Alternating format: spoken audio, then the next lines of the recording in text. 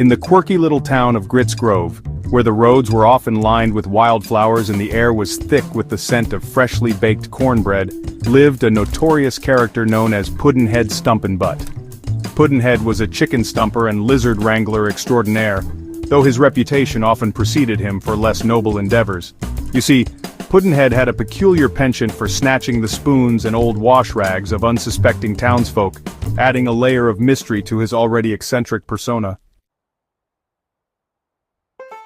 His longtime partner in mischief was the curious Agnes Chutwaffle, a local madam who moonlighted as a warthog whisperer. Agnes had tousled hair of flaming red and eyes that sparkled with mischief.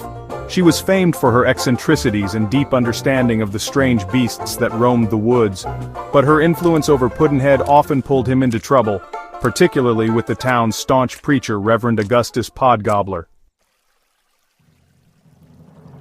Puddinhead's thefts usually went unnoticed or simply humorously chalked up to his charmingly chaotic nature.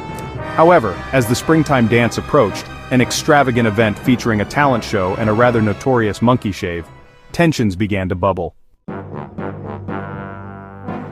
On the eve of the dance, whispers drifted through the town like dandelion seeds in the wind. It was said that the hidden treasures of Grits Grove, belongings long thought lost, would make their way back to their rightful owners during the festivities. Intrigued, Puddinhead and Agnes concocted a plan that would entangle them in more mischief than they bargained for. The night of the dance arrived, and the town square was awash in fairy lights, with pies and laughter spilling from every corner. Puddinhead, dressed in an oversized tuxedo mask made out of recycled tarps, was on the prowl. Agnes, disguised as a glittering fairy godmother, kept an eye on her partner while trying to calm a particularly agitated warthog that had broken free from its tether. As the duo gallivanted about, the talent show commenced, showcasing everything from the local pottery club's rhythmic spoon poetry to light-hearted performances by the Turkey Gobbler's Choir. Every act was interspersed with the sound of clinking spoons, the very items Puddinhead had pilfered, unbeknownst to the performers. In the midst of the excitement, Puddinhead's attention caught on something extraordinary, a shimmering spoon at the center of the dance floor. It sparkled with an otherworldly light, drawing him closer. Just as he reached to snatch it, he felt a tug on his jacket, a warty hand belonging to Reverend Gobbler, who glared at him with the fiercest of glares. Puddinhead stammered, "Reverend, I was just, performing a very important investigation." Agnes chimed in enthusiastically. "Yes, indeed, a spoontastic investigation. This town has a spoon thief that's been making the rounds. We must uncover the mystery tonight." The crowd, fully entranced by Agnes's wild assertion, suddenly became intrigued. The congregation turned their eyes towards Puddinhead, a fearsome lizard wrangler accused of spoon thievery.